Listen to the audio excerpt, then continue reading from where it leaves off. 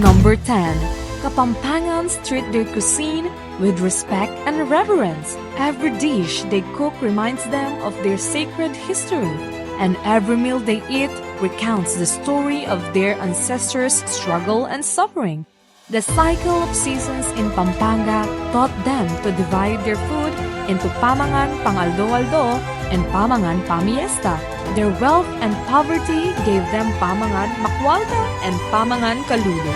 And as a result, they learned to turn their farmlands into fish ponds where the farmers of summer become fishermen during the rainy months. The floods also taught them to cure their meat as pindang and kusino, and to ferment their rice and fish as burong asan. When the men were hauled off to the shipyards in Cavite to build galleons, the women left behind never went hungry because they improvised whatever they could find into paksing demonios, sabo maligoso, and gatas tigri.